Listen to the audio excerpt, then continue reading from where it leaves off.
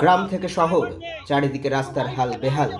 ভাঙা রাস্তা এবং জমা জলে ভোগান্তি বাড়ছে নিত্যযাত্রীদের। আর এই নিয়েই ভাঙা রাস্তা সারাইয়ের দাবিতে বিক্ষোভ দেখায় বিজেপি।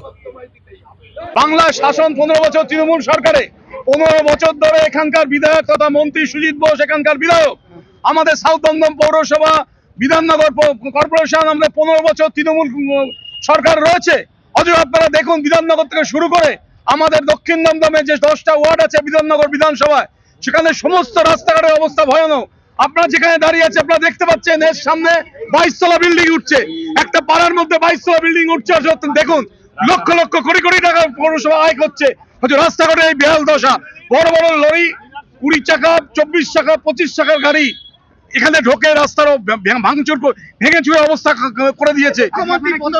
আমরা এখানে প্রতীকী আমরা এখানে আন্দোলন করছি, আমরা এখানে আন্দোলন করছি রাস্তাঘাট সারাইয়ের দাবিতে। আমরা এখানে কলা গাছ পুঁতলাম সারা বাংলার মানুষকে, যে মমতা ব্যানার্জি যে কলা দেখিয়েছে, তাই আমরা কলা গাছ পুঁতে আমরা এর প্রতিবাদ করলাম যে আগামী দিনে যেন মানুষ যাতে চলাফেরার রাস্তা থাকে এবং যানবাহন চলাচলের মতো উপযুক্ত পরিবেশ থাকে।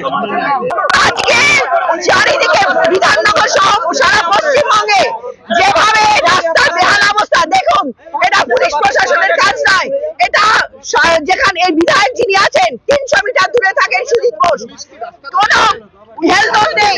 আজকে মানুষের ভোগান্তি ওনার চোখে পড়ছে না। এই ভুতুড়ে ভোটার, রোহিঙ্গা ভোটারের ভোট দিয়ে উনি এসছেন পাওয়ারে, কিন্তু দেখুন আজকে আমরা কলা গাছ পুঁতছি কেন? আগামী দিনে গোটা পশ্চিমবঙ্গ জলা জমিতে আর রাস্তা খোদায় বিভিন্ন দিকে গাছ পুঁতে সাঁতার কেটে আমরা প্রতিবাদ জানাচ্ছি, যাতে আগামী দিন নজরে পড়ে। এই রাজ্যের মানুষকে কাজ করা দেখিয়েছে, কর্মসংস্থান নেই। শুধু ভান্ডার দিতে বলছে, রাজ্যের মানুষ বলছে ভান্ডার দরকার নেই, কর্মসংস্থান দিন। আর বাঙালি হেনস্থা বলছেন, আমরা হেনস্থা হচ্ছি না। এই রাস্তাঘাট খারাপ, আমাদের ট্যাক্সের টাকায় রাস্তা হচ্ছে না।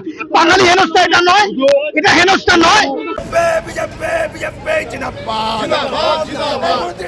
তোমায় জানাই দেখ দেখ দেখ দেখ দেখ দেখ দেখ দেখ দেখ দেখ